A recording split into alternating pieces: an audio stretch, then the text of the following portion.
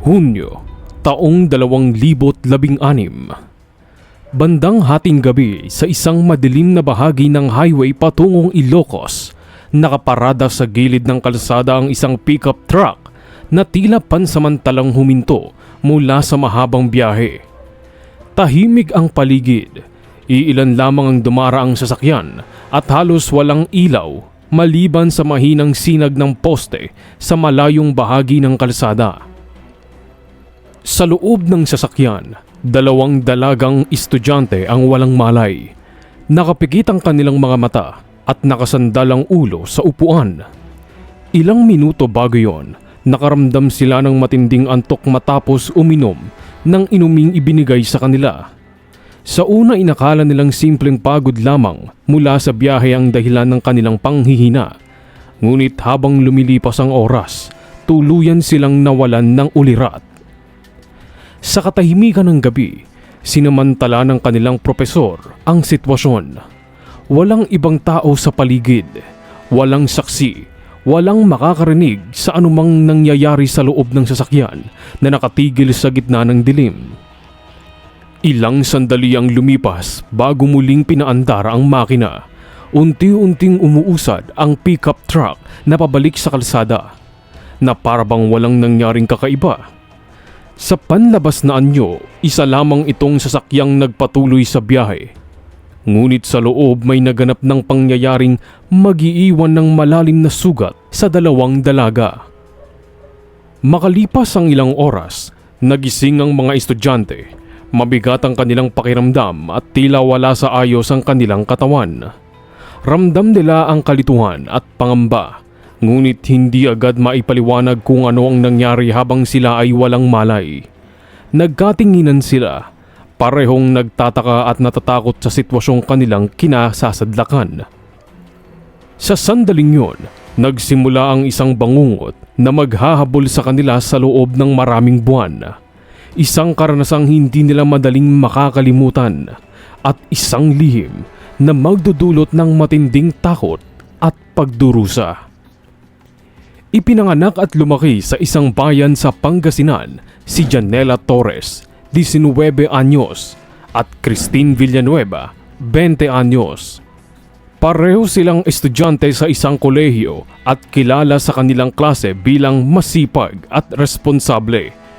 Pangarap nilang makapagtapos ng pag-aaral upang matulungan ang kanilang pamilya sa hinaharap.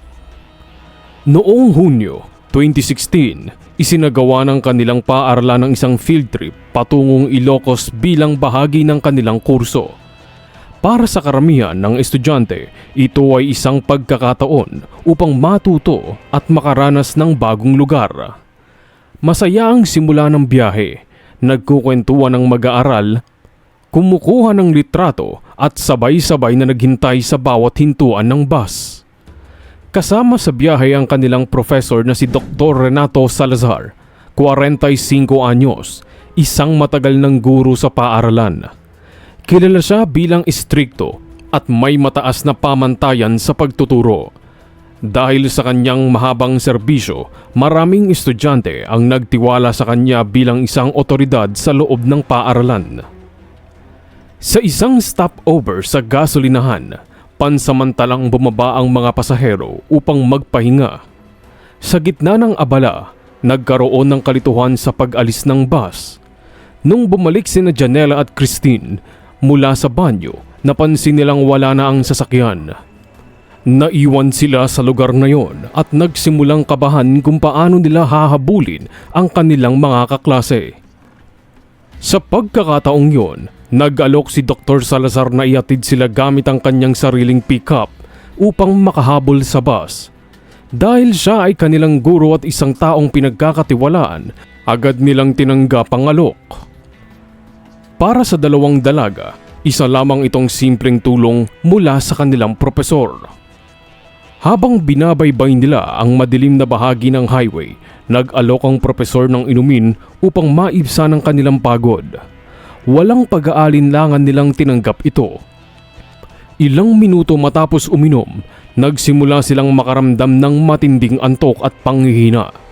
Unti-unting lumabo ang kanilang paningin hanggang sa tuluyan silang mawalan ng malay.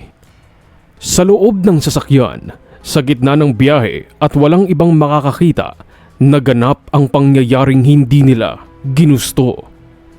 Nang sila ay magising makalipas ang ilang oras, dama nila ang kakaibang pakiramdam sa kanilang katawan at ang takot na hindi nila maipaliwanag.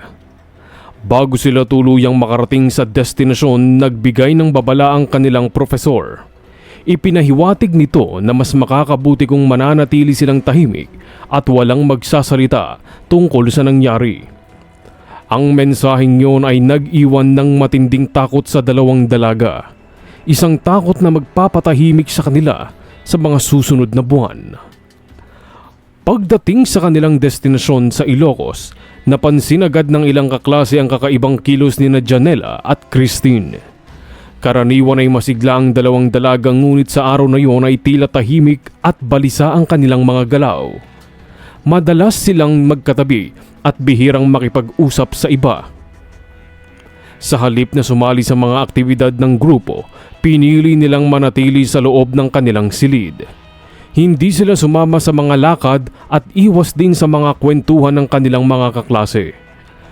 Para sa iba, iniisip na lamang nila na baka pagod ang dalawa mula sa biyahe. Ngunit sa likod ng katahimikan, dala nila ang mabigat na takot at pagkalito sa nangyari sa loob ng sasakyan. Sa mga sumunod na araw, patuloy nilang sinubukang magpanggap na normal ang lahat. Ngunit sa tuwing makikita nila ang kanilang profesor, bumabalik ang alaala ng gabing yun. Naging mailap sila at madalas umiwas sa pakikipag-usap sa kanya. Pagbalik nila sa Pangasinan matapos ang field trip, nagpatuloy ang pagbabago ng kanilang ugali. Unti-unti silang nawalan ng gana na pumasok sa klase. Madalas na hindi sila pumapasok at kapag naroon man, tahimik lamang silang nakaupo sa sulok ng silid. Bumaba ang kanilang attendance at naapektuhan ang kanilang pag-aaral.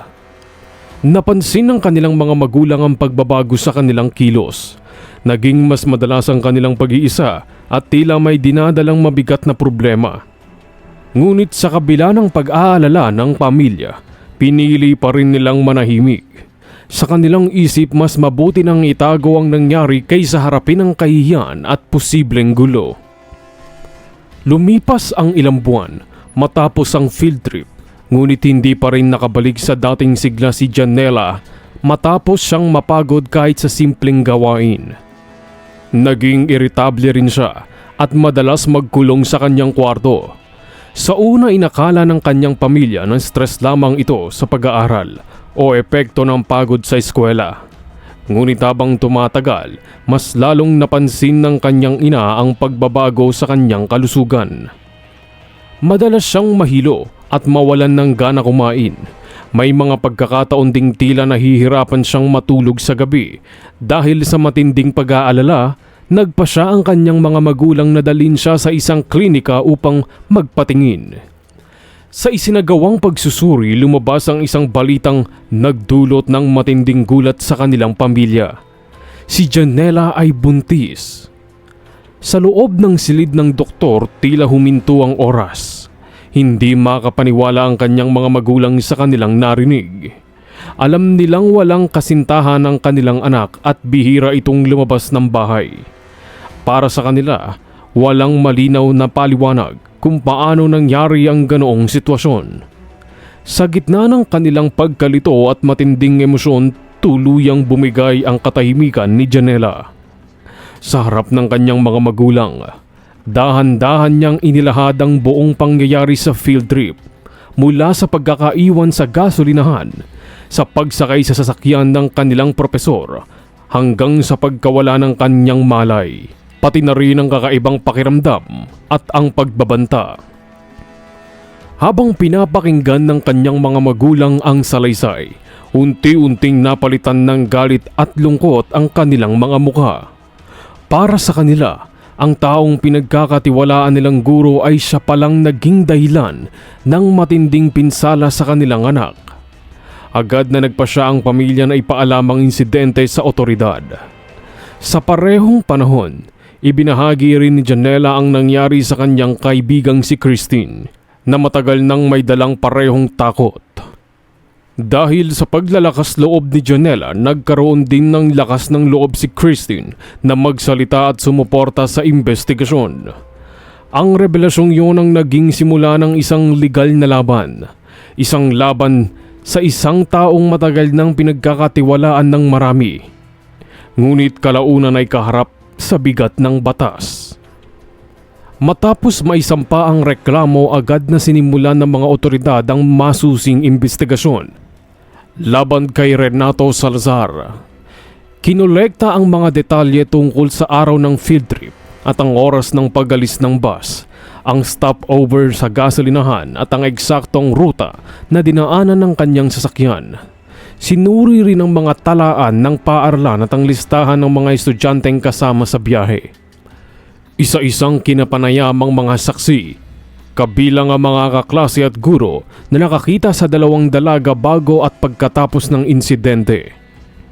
Lumabas sa kanilang mga pahayag na naiwan nga sina Janela at Christine sa gasolinahan at nakita rin na sumakay sila sa pickup truck ng professor upang makahabol sa bus.